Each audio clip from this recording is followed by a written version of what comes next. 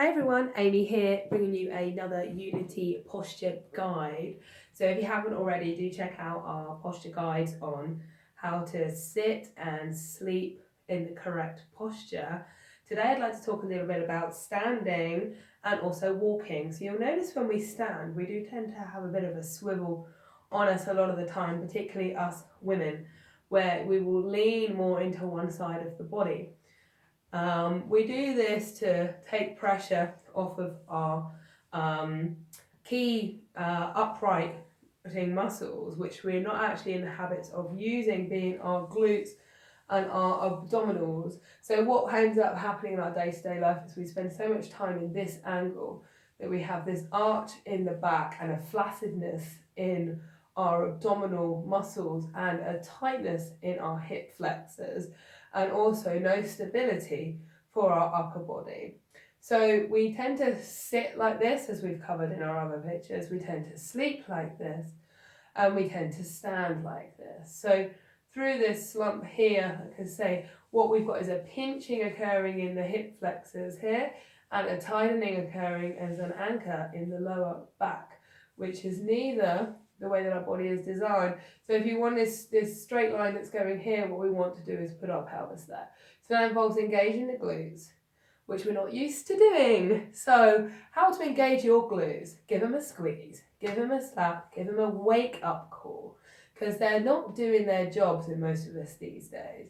So give it a little wake up call. So what we're going to do is just to squeeze, tuck that pelvis underneath.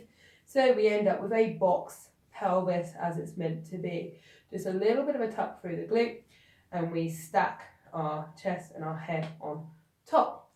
So that's our stacking technique. So we spend so much time forward. What's going on over here? Bring it back a little bit. So we're going to let our glutes and our legs do the work to bring us forward. So just a little bit about this slant that we do. So quite often we will knock a knee back, lock back, knock into the side. So you see what happens to my feet is all of my body weight comes down through this hip joint into the side back of this feet, creating a tension in the plantar fascia. And this foot comes round, so the ball of the foot, so it can create like a bunion. Also, this puts pressure onto the side of the knee, can create lateral knee pain or central knee pain. Also, tightness in the hip flexor, locked up in the sacroiliac joint at the back here.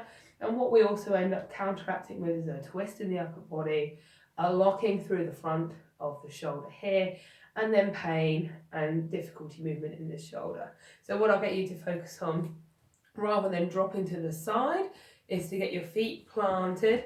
1, 2, so heel, ball outside, and big toe, little toe planted on the ground. Okay, if you're getting tired when you're on your feet, rock backwards and forwards a little bit, using those glutes to send you forwards and backwards.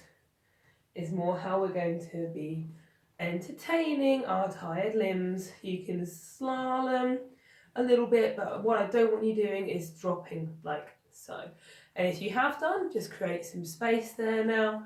We're going to create a switch on through the glutes, which is going to turn on the inner thighs. Squeeze, squeeze, squeeze. Lift, lift, lift through the rib cage. Lift all the way up. Imagine that cord is elevating you. Cord's elevating. Feet are grounded. Everything in between is stacked and with space. Thanks for learning how to stand with me. Next, I'm going to do a video on how to move correctly, which is using all of the same postures. So check it out. Thanks, guys.